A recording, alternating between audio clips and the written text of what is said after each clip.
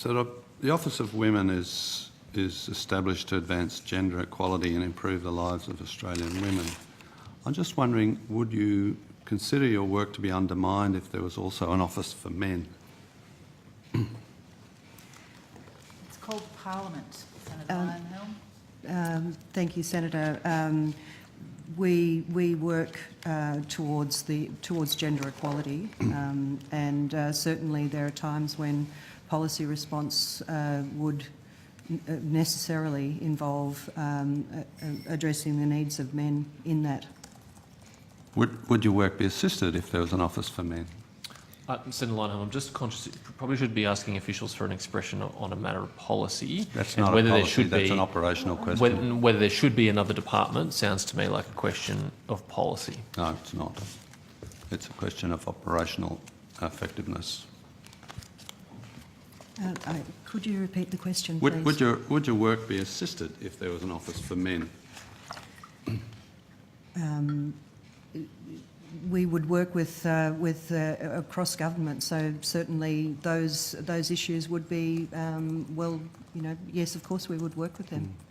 There's one of your objectives is ensuring that women and their children are safe from violence.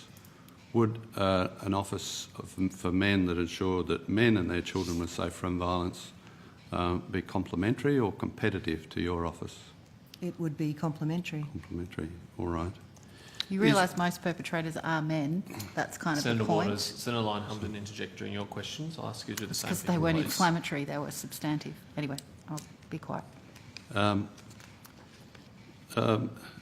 Is there any discomfort or concern within your office about the absence of any focus on men at all? There is a focus on men in terms of a range of issues.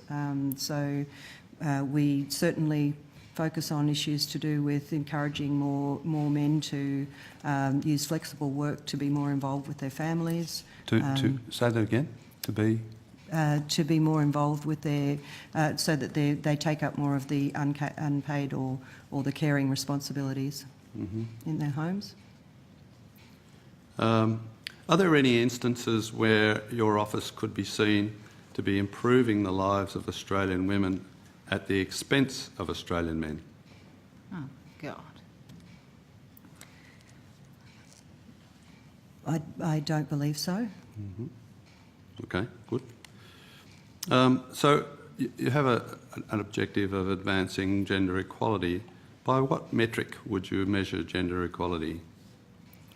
There are a range of metrics that include economic metrics, so the details that we were discussing earlier around women's workforce participation, so their economic security.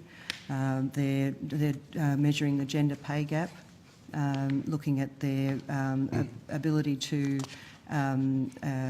save for their retirement and to have assets in retirement.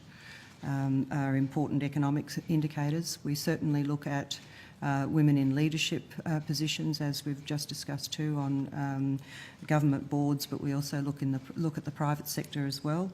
In terms of health and the government's funded initiatives, in terms of health outcomes and broader social outcomes, we certainly look at how gender equality is impacting issues such as family and domestic violence.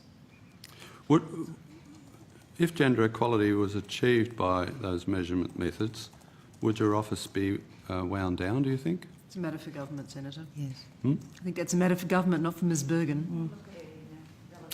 Yeah, I guess that's probably true. What proportion of your staff in the office are men? At the moment, we have approximately 25% of our office are men. What proportion are Indigenous? I believe we've just had one person that's just moved out, but we, at the moment, I believe, I would have to take that on notice. We have, I'm sure we have one, but yes. But Asian descent? Again, I'd have to take that on notice. Aged over 60? Almost one. I'm just wondering if your office would be either helped or assisted or undermined if there are officers for each of those groups. I don't think that's not for me to comment. Well, operationally, I'm not talking about a policy question. Operationally, we would work with those areas. We certainly work very closely with Indigenous Affairs colleagues in the outcome 2 for this department. Okay. All right, I think I'm just about on 6.